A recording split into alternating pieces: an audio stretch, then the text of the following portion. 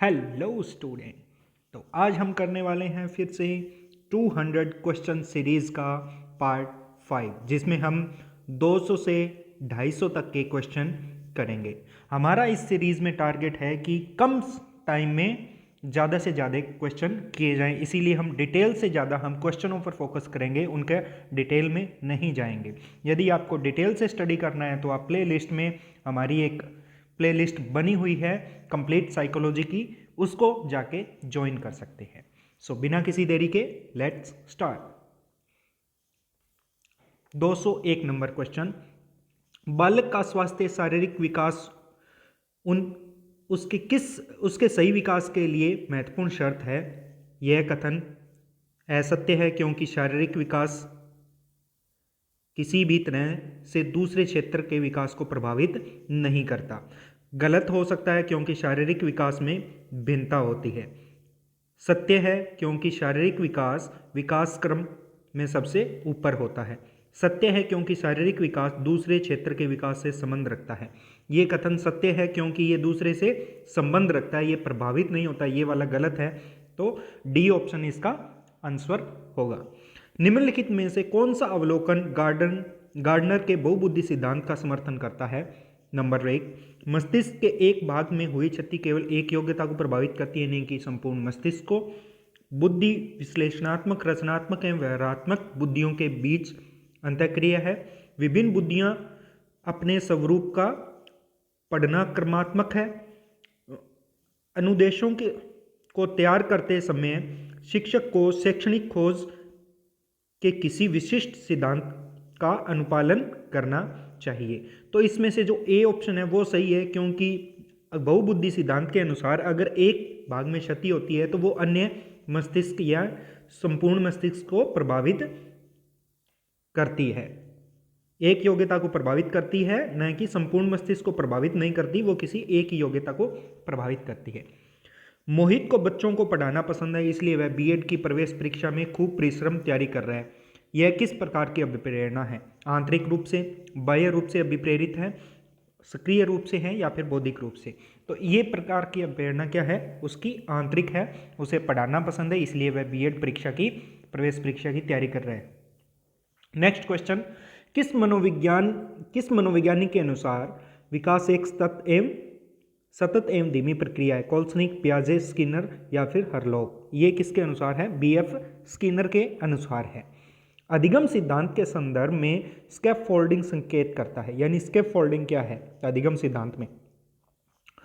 अनुरूपित शिक्षण, पूर्व अधिगम का पुनरावृत्ति, वयस्कों द्वारा अधिगम में अस्थायी सहायता या फिर छात्रों द्वारा की गई गलतियों के कारणों का पता लगाना। तो इसमें से आंसर स्कैफोल्डिंग क्या है?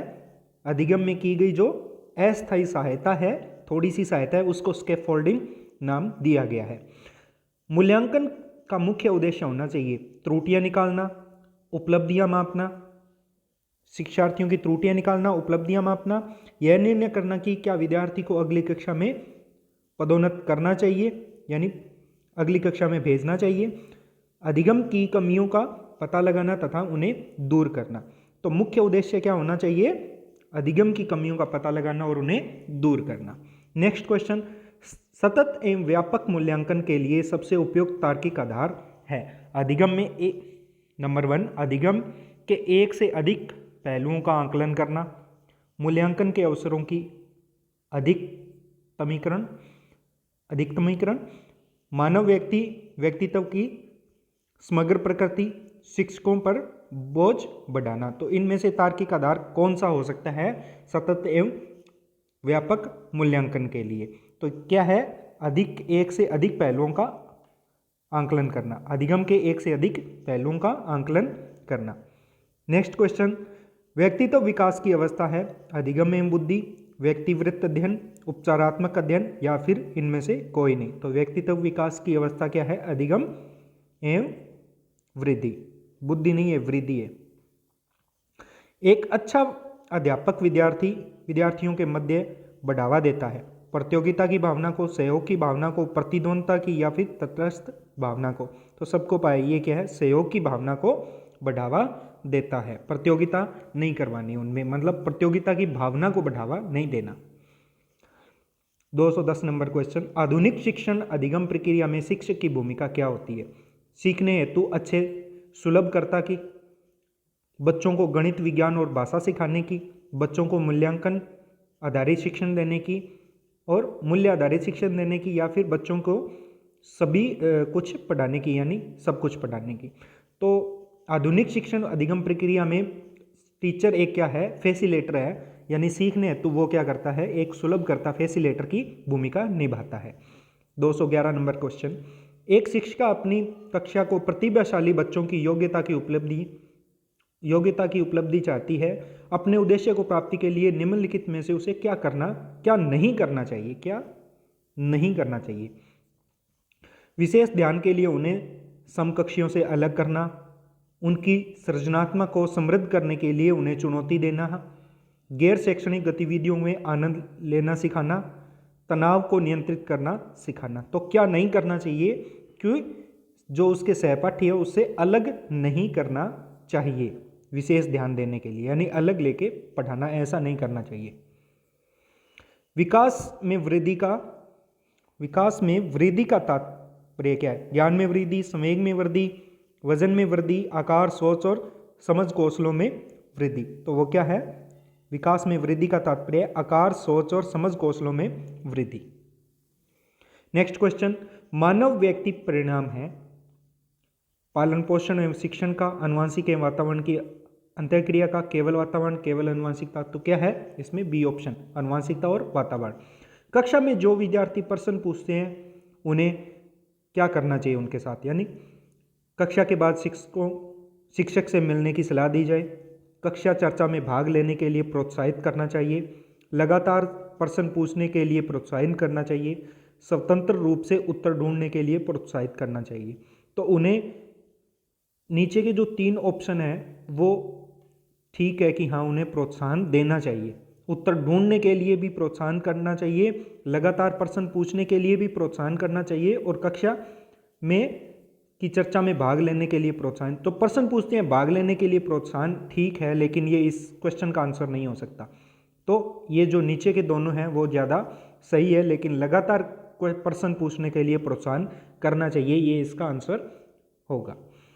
शिक्षा में किंडरगार्टन पद्धति का प्रतिपादन किसने किया था? सबको पता है, फ्रोबेल ने किया था। नेक्स्ट क्वेश्चन, तनाव और क्रोध की अवस्था है शैशवावस्था, बाल्यावस्था, किशोरावस्था या फिर वृद्धावस्था। सबको पता है ये किशोरावस्था तनाव एवं क्रोध की अवस्था कही गई है। निम्नलिखित में से कौन सा कथन अधिगम के संबंध में सही है? बच्चों द्वारा की गई त्रुटियों से संकेत मिलता है कि किसी भी प्रकार का अधिगम नहीं हुआ है, तो ये गलत है, यानी त्रुटियां तो होती रहेगी, अधिगम होता है। तो अधिगम ऐसे वातावरण से में प्रभावी होता है जो शिक्षकों के लिए, जो शिक्षार्थियों के लिए भावनात्मक रूप से सकारात्मक एवं संतोषजनक हो। ठीक है, अधिगम के स्तर पर अधिगम भावनात्मक कारकों से प्रभावित नहीं होती, ये सही है कि भावनात्मक कारकों से प्रभावित नहीं होती। इसमें भावनात्मक कारक डाले गए हैं तो ये गलत है, तो ऑप्शन सी हो जाएगा। नेक्स्ट क्वेश्चन, जब बालक की परीक्षा द्वारा मापी हुई योग्यता का सही मूल्यांकन में स्थायित्व होता है तब उसकी परीक्षा को रिक्तस्थान कहते हैं। वैधता, विश्वसनीयता, वस्तुनिष्ठता या इनमें से कोई नहीं। जब उसकी परीक्षा का द्वारा मापी की योग्यता का सही मूल्यांकन होता है तब उसे वस्तुनिष्ठता कहते हैं। नेक्स्ट क्वेश्चन, निम्न में से कौन सा शारीरिक विकास का एक प्रमुख नियम है? मानसिक विकास से भिन्नता का नियम, अनियमितता का विकास का नियम, अनियमित विकास का नियम, दूरगामी विकास का नियम, कल्पना एवं संवेगात्मक विकास से संबंध का नियम। तो कल्पना एवं संवेगात्मक विकास से संबंध का नियम ये नहीं है, दूरगामी विकास का नियम है, ये इसका आंसर होगा, सी ऑप्शन। विकास, बालक का विकास परिणाम है वंशानुक्रम, वातावरण, ये सभी दोनों की अंतःक्रिया का है। निम्नलिखित में से कौन प्रारंभिक बाल्यावस्था अवधि के दौरान उन भूमिकाओं एवं व्यवहारों के बारे में जानकारी प्रदान करते हैं जो एक समूह में स्वीकार्य है? भाई बहन एवं अध्यापक व साथी व माता पिता व भाई बहन। यानी जब बाल्यावस्था की बात हो गई है, प्रारंभिक बाल्यावस्था, तब अध्यापक तो अभी अध्यापक वाली स्टेज तो आई नहीं है, तो डी ऑप्शन हो गया। नेक्स्ट क्वेश्चन, निम्नलिखित में से कौन सा आयु समूह प्रवर्ती बाल्यावस्था श्रेणी के अंतर्गत आता है? 11 से 18, 18 से 24, जन्म से 6, 6 से 11 वर्ष। तो कौन सा है समूह प्रवर्ती वाली बाल्यावस्था? तो ये होगी 6 से 11 साल की उम्र। रिकित्स्थान में मापन की भूमिका जब सीखी हुई कुशलताओं के निष्पादन का एक संपूर्ण अवलोकन करती है। भूमिका सब सीखी हुई कुशलताओं का, यानी कौन सी मापन है जो सभी प्रकार की कुशलताओं का निष्पादन का अवलोकन करती है? निर्माणात्मक, योगात्मक, निदानात्मक मूल्यांकन, या फिर इनमें से कोई नहीं? तो सभी करती है, वो होती है योगात्मक मूल्यांकन। शारीरिक विकास का क्षेत्र है स्नायु मंडल, स्मृति, अभिप्रेरणा या फिर समायोजन। तो शारीरिक विकास में सबसे पहले आता है स्नायु मंडल, आपका तंत्रिका तंत्र।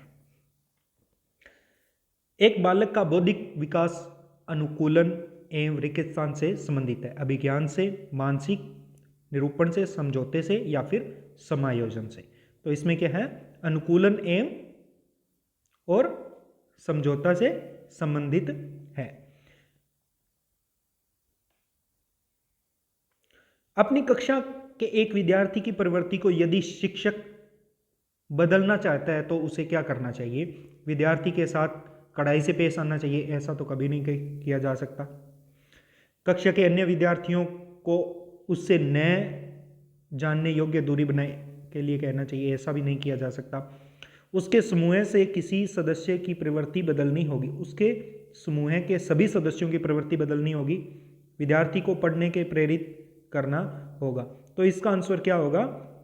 उसके समूह के सभी सदस्यों की प्रवृत्ति बदलनी होगी।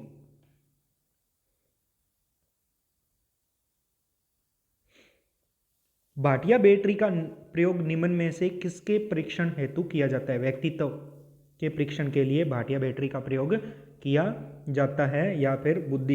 इनमें से आंसर कौन सा होगा? आप बताइए कि व्यक्तित्व या बुद्धि। सृजनात्मक अभिव्यक्ति के लिए नहीं होती, तो इसका आंसर क्या होगा?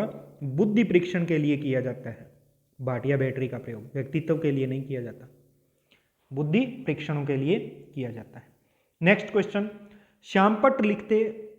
श्यामपट्ट पर लिखते समय सबसे महत्वपूर्ण क्या है? अच्छी लिखावट, लेखन में स्पष्टता, बड़े अक्षरों में लिखना, छोटे अक्षरों में लिखना।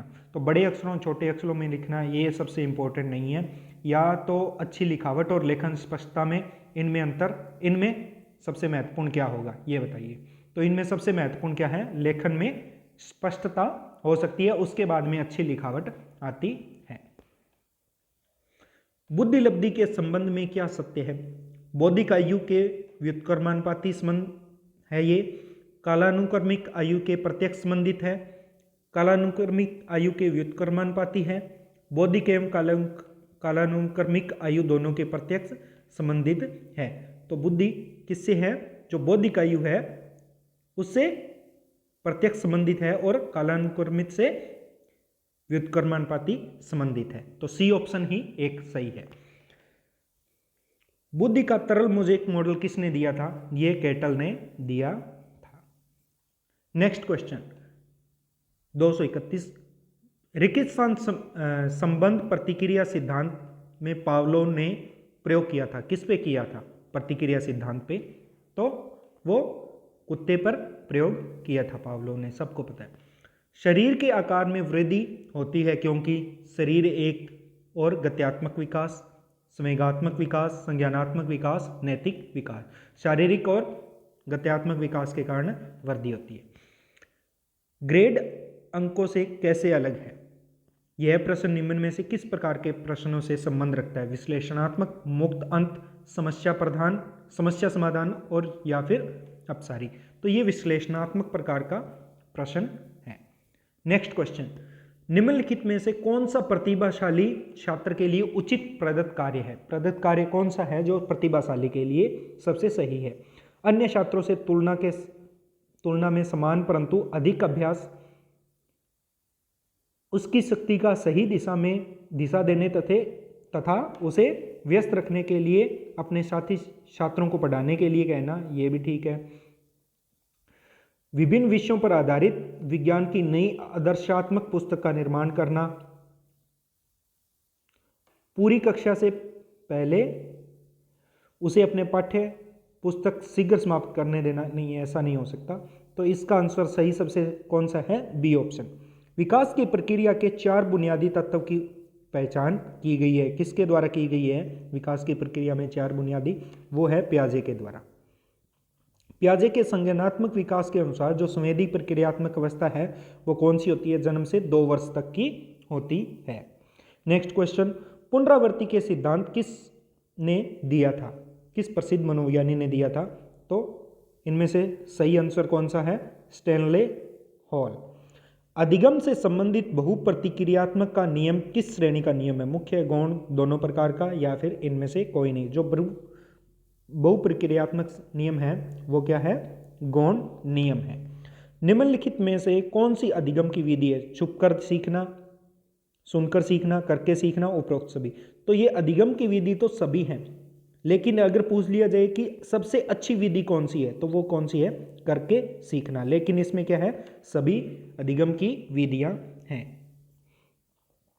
निम्न में से कौन सा कथन सत्य है, लड़के अधिक बुद्धिमान होते हैं, लड़कियां होती है, लिंग से कोई संबंध नहीं है, या फिर सामान्यतः लड़के वो लड़कियों से अधिक बुद्धिमान होते हैं। तो इसका क्या होगा, सी, इसमें लिंग से कोई संबंध नहीं है। निम्नलिखित में से आदत होती है, संवेदनात्मक, मूल संवेगात्मक, पूर्व अनुभवों की पुनरावृत्ति या फिर उपरोक्त सभी। आदत किसको कहते हैं, जो पुराने अनुभव है उनकी पुनरावृत्ति को कहते हैं। प्राइमरी मेंटल एबिलिटी नामक पुस्तक किसने ली थी, Thorndike, Thurstone, Skinner, crow and crow ने। तो प्राइमरी एबिलिटी वो किसकी नाम पुस्तक है, थ्रस्टन की पुस्तक है। नेक्स्ट क्वेश्चन, बच्चे को सक्रिय दुनिया की अपनी समझ का निर्माण एक बयान, बच्चों को सक्रिय दुनिया की अपनी समझ का निर्माण एक बयान के लिए जिम्मेदार ठहराया, यानी ये किसने बयान दिया था, पियाजे, पावलोव, कोहलर, स्किनर। तो ये पियाजे का कथन है। परामर्श का उद्देश्य क्या है, बच्चों को समझाना, उनकी कमियों का पता करना, समायोजन में सहायता या फिर उपरोक्त सभी। तो परामर्श का उद्देश्य क्या है, इन सभी को, बच्चों को समझाना, उनकी कमियों का पता लगाना और समायोजन में सहायता करना। दृश्य की कमी के साथ वी ग्रेड के एक छात्र होना चाहिए। माता पिता एवं दोस्तों के साथ दिनचर्या के काम तथा काम के साथ मदद, ये ऑप्शन ये थोड़ा गलत लिखा गया है, इसमें मिसप्रिंट है बी ऑप्शन में। ऑडियो सीडी के माध्यम से कक्षा के सामान्य इलाज एवं सहायता प्रदान करना, विशेष उपचार एवं कक्षा विधि, जिसमें दृश्य की कमी है उसके विशेष उपचार कक्ष दिया जाए। गेस्टोल्ट संप्रदाय का जन्म किस देश में हुआ, इटली, जर्मनी, अमेरिका या फिर जमैका। तो ये किस में हुआ, जर्मनी में, गेस्टोल्ट जो स्कूल है उसका। समग्रतावाद में मुख्य रूप से ध्यान किस पे दिया जाता है, अंश से पूर्ण की ओर, एक तरफ अंश की ओर, पूर्ण से अंश की ओर या बीच की ओर। तो समग्रतावाद में किस पे दिया जाता है, अंश से पूर्ण की ओर या फिर पूर्ण से अंश की ओर। इनमें से कौन सा आंसर होगा, तो इसमें होगा पूर्ण से अंश की ओर। बच्चों में नैतिकता की स्थापना के लिए सर्वोत्तम मार्ग है उन्हें धार्मिक पुस्तक पढ़ना, शिक्षक को आदर्श रूप में व्यवहार करना, उनका मूल्य शिक्षा पर मूल्यांकन करना, उन्हें प्रातःकालीन सभा में उपदेश देना। तो सर्वोत्तम मार्ग कौन सा है, शिक्षक का आदर्श रूप में व्यवहार करना, ताकि बच्चे भी उनकी तरह बनने की कोशिश करें। नेक्स्ट क्वेश्चन 249, कौन सा संप्रदाय मनोविज्ञान को चेतना का विज्ञान मानता है, प्रकार्यवाद, संरचनावाद, समग्रतावाद, व्यवहारवाद। तो संरचनावाद है वो मनोविज्ञान को चेतना का विज्ञान मानता है।